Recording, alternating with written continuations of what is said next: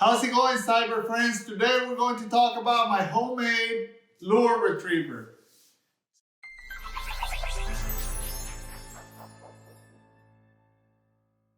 Let me give you a little backstory to how this whole thing started.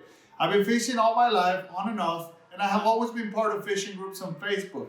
Sometimes I like to go in there. I like to think of myself as someone that helps out, right? If you hear a question or if somebody has an issue and wants to ask a question, I always go and I'm like, oh yeah, you should get this one. Or if they ask for their opinion, like which combo should I get for $200?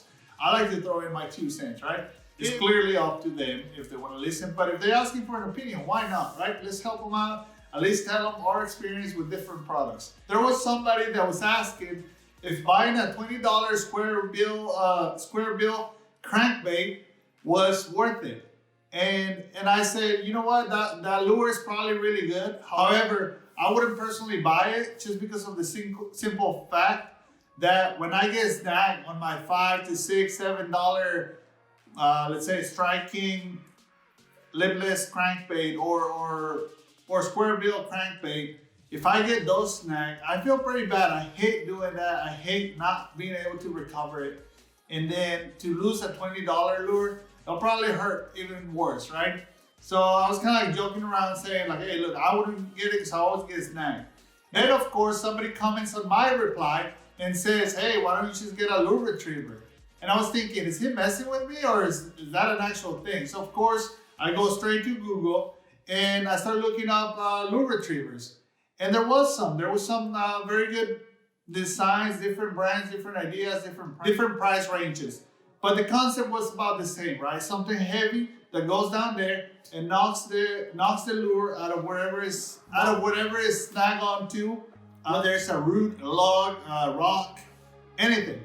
So then I decided to order one, but they were out of stock. The ones I like from places I trust, they didn't have them in stock. So I was like, okay, well, if I know what it does, now that I know what it is and how it works, I can probably come up with my own thing, maybe with some of the gear that I have. So I wanted to come up with my own.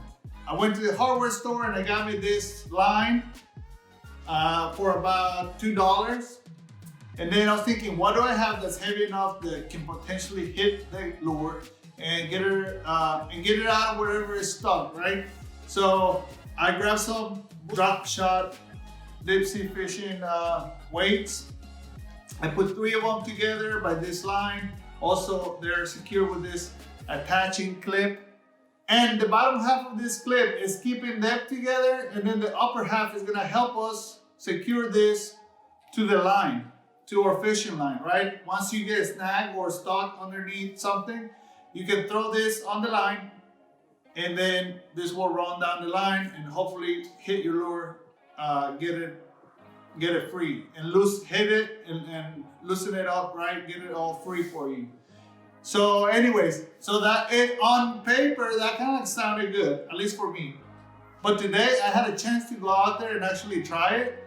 And let me tell you, now let me show you. All right, cyber friends, to save you some time, I'm gonna play this at a faster speed.